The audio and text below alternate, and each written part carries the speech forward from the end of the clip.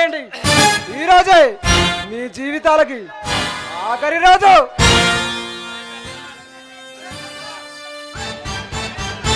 ఏ సర్దార్ రారా నా కొడక, నీకోసమే ఎదురు చూస్తున్నా. నిన్ను చంపే ఆ తర్వాత ఈ నా కొడుకుల సంగతి చూస్తా. నన్ను చంపాలనుకుంటే దమ్ము కలేజా రెండు ఉండాలి. అవి ఉండబట్టేరా నిన్ను ఈ స్థావరానికి రప్పించింది. నీ చావు మా చేతుల్లోనే. రేపల్లారి అంత సిన్నికి లేదమ్మా. అదే ఉంటే డైరెక్ట్ గా నన్ను అడ్డు కట్టేవాడి. ఇలా అడ్డు పెట్టుకునే వాళ్ళని ఆడంగి ఏదో అంటారు.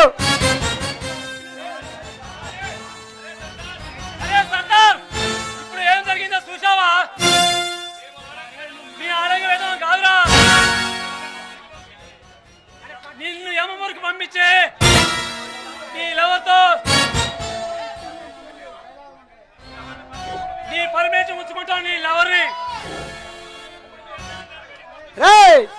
ఇప్పుడు మీ అందరినీ నరకానికి పంపించి ఈ ప్రాంతానికి పట్టిన చరిత్రాన్ని మొదలగిస్తారా? రండి రండి కొడకల్లారా.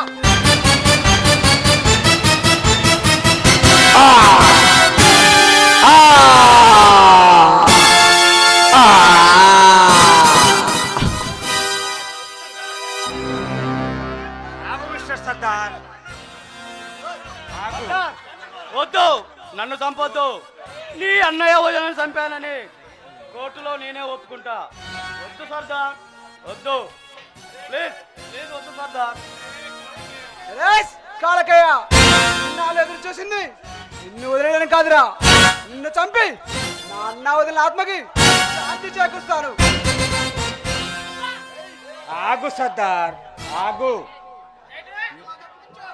వాడిని మాకు అప్పచెప్పు. వాడిని మేము నిర్దోషిగా జైలు పంపుతాం.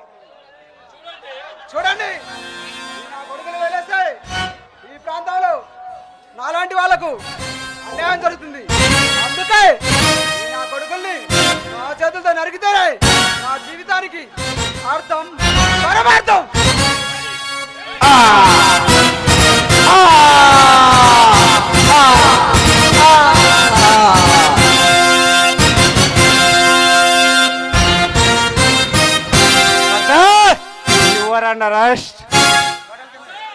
ఆఫీసర్స్, ఇన్నాళ్ళకి నా పగ చల్లారింది. ఈ నా కొడుకుని నా చేతుల్లో చంపాను, అన్న వదులకు శాంతి చేకూర్చాను. కానీ ఏదైనా చట్టాన్ని నా చేతులు తీసుకోవడం చాలా తప్పు. కానీ వీడిని చంపబట్టే ఈ ప్రాంతంలో పెట్టిన దరిద్రం నశించిపోతుంది.